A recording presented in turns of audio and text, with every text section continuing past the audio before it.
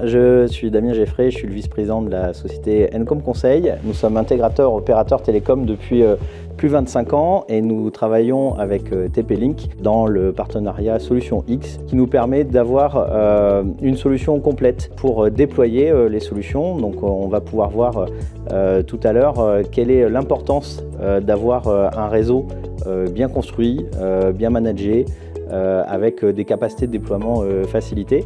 Donc aujourd'hui, Encom, nous adressons plusieurs milliers de clients. Nous sommes un des premiers intégrateurs de solutions de communication unifiées, avec des tailles de clients qui sont variables, donc de la TPE jusqu'au très grand compte.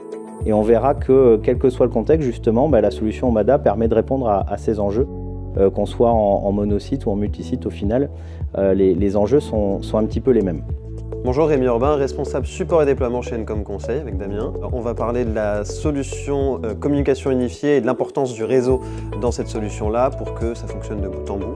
Et un des produits les plus fonctionnels pour ça, c'est Omada, qui va nous permettre de gérer ça de manière unifiée, manager et de tout faire d'un point fixe pour parler de multisite, de monosite et tout ce qui va avec. Alors la solution Omada, pour qu'elle soit justement un véritable pilier de la communication unifiée, elle a avant tout besoin d'être gérée en propre et qu'on puisse avoir un accès total à tout cela. Donc on a fait le choix d'héberger sur nos data centers avec nos équipes la solution Omada de manière vraiment à garantir à la fois à nos clients et dans les résultats opérationnels que tout se passe bien. Donc la solution Omada peut très bien être utilisée en mode souverain, en étant utilisé dans ses propres data centers avec ses propres règles de sécurité. Et c'est ce qui nous permet justement de faciliter les déploiements et de caler tous les petits réglages de manière libre, sans avoir de contraintes liées à l'éditeur. Dans le modèle Omada, ce qui est intéressant aussi, c'est que le fait de l'héberger ne veut pas dire qu'on aura forcément une structure de coût associée à un device ou autre. Le logiciel en lui-même d'ailleurs est gratuit, c'est-à-dire que même le contrôleur principal que l'on héberge ne fait l'objet d'aucune licence. Donc le seul coût qu'on a aujourd'hui sur l'exploitation du Omada Controller, c'est finalement nos propres frais de structure et de son hébergement, la sécurité qui va avec, mais il n'y a pas de licensing associé. Donc ça c'est pareil, à la fois pour être performant en termes de prix sur le marché pour les clients, et nous dans nos contraintes économiques, c'est quand même un avantage certain.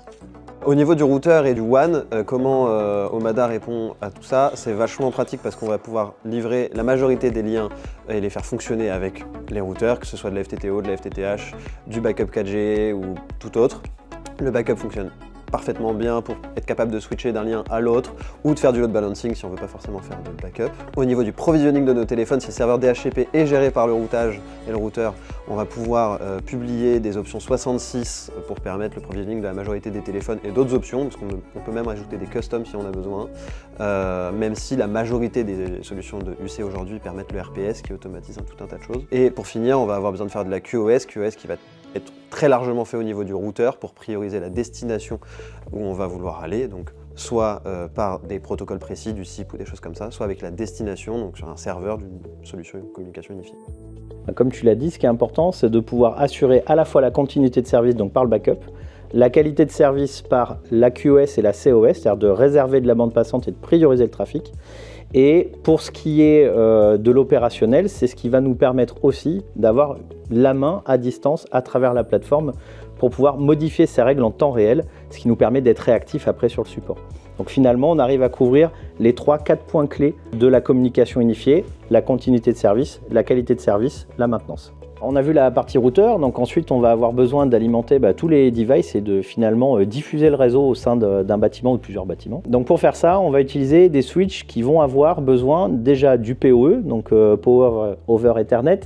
Donc c'est ce qui va donner la capacité au switch finalement de pouvoir auto-alimenter une borne Wi-Fi, une caméra, un téléphone, donc tous les équipements qui sont compatibles. Au niveau du PoE, il va y avoir deux aspects importants. Le premier, c'est le contrôle du PoE ou PoE Recovery, qui va nous permettre à travers la console, sans être dans le bâtiment, de pouvoir allumer ou éteindre un port de manière à allumer ou éteindre un équipement. ce qui se revêt extrêmement pratique lorsqu'on a des personnes à distance qui soit ne trouvent pas l'équipement, soit ne veulent pas toucher à l'équipement pour le redémarrer. Petite anecdote sur la partie éco-PoE, donc les switches TP-Link sont conçus pour ne pas consommer de pool PoE lorsqu'il n'y a pas de demande dessus, et il adapte la consommation électrique à la demande des équipements. Donc ça c'est pareil dans le cadre des politiques RSE et de la volonté d'avoir une empreinte carbone plus basse sur la com unifiée, c'est toujours un aspect intéressant.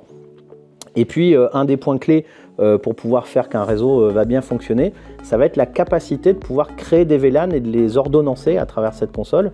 Et donc là, pareil, Omada simplifie quand même beaucoup par rapport à d'autres marques la création de ces profils et la propagation de ces profils.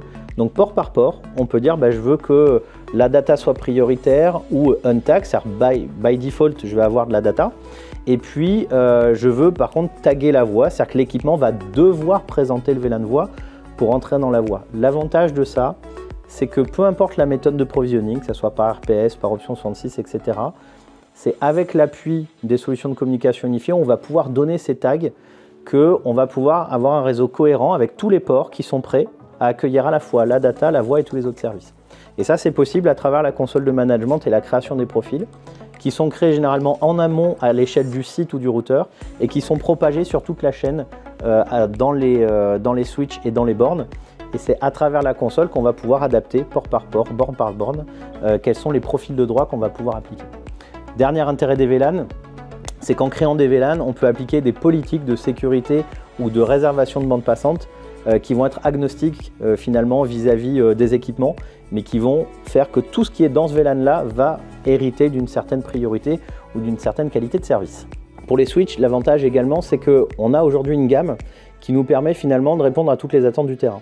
Que ça soit une grande baie de brassage où on a besoin de 48 ou de 24 ports PoE avec des sous-répartitions cuivre ou fibre, que ce soit des petits sites avec du 8 ports, ou que ce soit, on va dire, en bout de chaîne.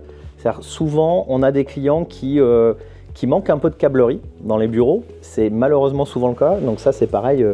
Si vous pouvez conseiller aux clients de mettre de la câblerie, allez-y. Mais dans tous les cas, s'il n'y en a pas, on a aussi des petits switches 5 ports qui permettent finalement, dans un bureau où il n'y a qu'une ou deux prises, de pouvoir réalimenter en PoE. Même si ce n'est pas idéal, ça permet de conserver la main et de permettre un déploiement réussi. On va passer un petit peu sur le Wi-Fi. Le Wi-Fi a une grande importance pour les équipements sans fil au niveau du placement, au niveau de l'audit en amont.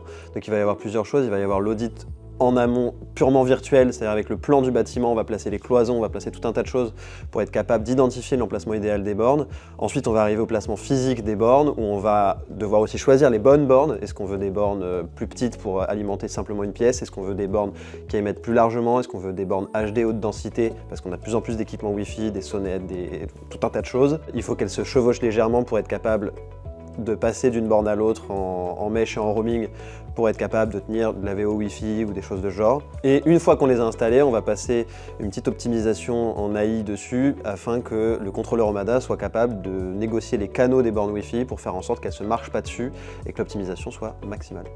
Donc finalement, à travers Omada, ce qu'on a réussi à obtenir, c'est que il n'y a pas forcément besoin d'avoir un grand expert Wi-Fi. Alors, il faut connaître, bien évidemment, mais on va dire que ça mâche grandement le travail. C'est-à-dire que la partie audit, en amont, quand on a juste à placer finalement les murs sur un plan, sans avoir d'expert, on va déjà avoir une bonne idée de où placer les choses.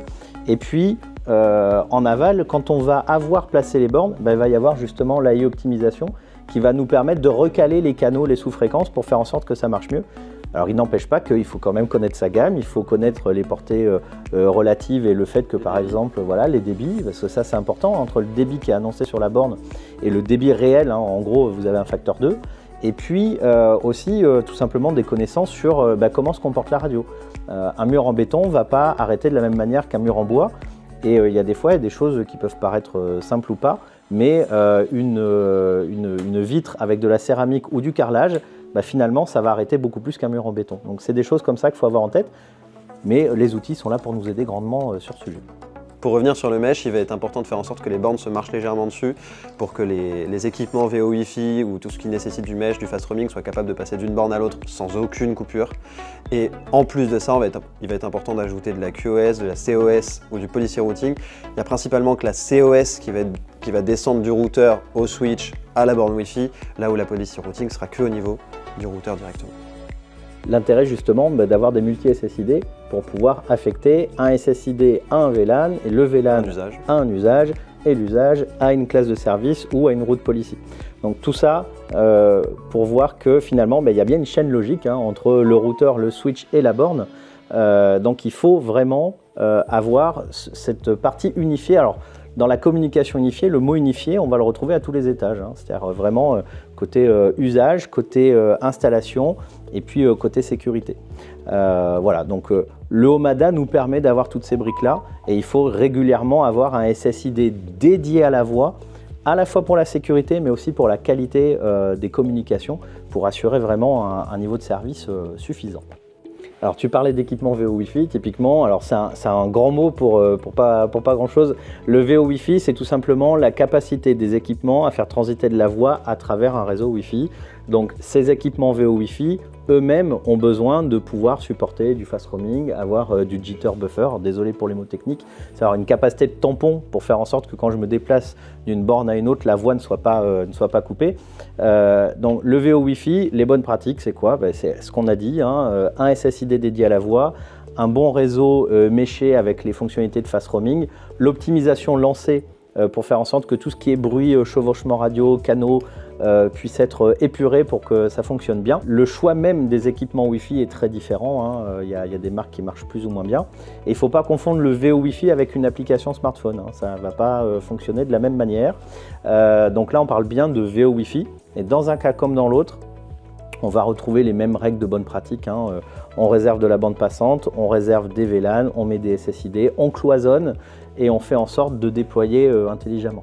Pour le provisioning, finalement, ça se passe de la même manière. Un téléphone VO Wi-Fi ou un téléphone filaire, ça reste un téléphone avec ses règles de provisioning. Donc Rémi l'a dit tout à l'heure, soit on a un serveur RPS, c'est-à-dire un serveur distant qui va renvoyer des informations au téléphone, soit à travers les options DHCP, on va pousser une information au téléphone pour qu'il puisse se provisionner. Dans un cas comme dans l'autre, quand le réseau est bien fait, ça se passe bien. Pour parler un petit peu de visioconférence, de la même manière que la VO Wi-Fi, que les téléphones fixes, etc., le réseau va être important. Il va falloir mettre de la sécurité, il va falloir mettre des barrières pour que les consommations de bande passante ne soient pas complètement folles et mal priorisées. Et il ne faut pas exclure et accuser le réseau à tout bout de champ, mais il ne faut pas exclure aussi les défauts de configuration au niveau des postes de travail ou les personnes qui font des visioconférences en se baladant, en courant presque dans les bâtiments, parce que le mesh a ses limites. Alors sur la visioconférence, on va retrouver deux axes principaux. Alors déjà, aussi souvent que faire se peut, on va plutôt essayer de passer en réseau câblé parce que c'est ce qui permet d'avoir la meilleure stabilité, le meilleur débit. Pour autant, il y a des équipements aujourd'hui assez efficaces. Alors qu'ils soient HD ou pas, la HD, donc la haute densité va plutôt dépendre du nombre de terminaux qu'on va avoir dans une même pièce. Mais la bande passante, on en parlait tout à l'heure, la bande passante sur de la vidéo, elle est quand même assez glouton.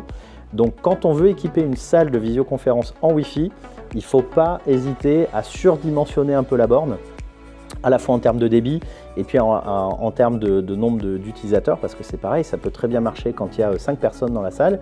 Et puis quand vous avez 10-15 personnes qui arrivent, chacun avec leur smartphone, leur téléphone portable, leur laptop, là la densité elle commence un petit peu à dériver. Donc bien penser au dimensionnement quand on est sur de la visioconférence. La clé, c'est un bon dimensionnement et un lien internet en adéquation avec la vidéo. Il y a même certaines entreprises qui décident de prendre un petit lien FTTH ou autre dédié à ça pour vraiment, et donc avec les routes policy d'Omada, nous permettre de dire dès que c'est de la vidéo, hop, je vais passer plutôt par ce lien internet plutôt qu'un autre, ce qui permet justement d'affiner et d'apporter encore une fois du confort aux utilisateurs. Pour conclure, vous l'aurez compris, le réseau c'est le véritable pilier de la communication unifiée.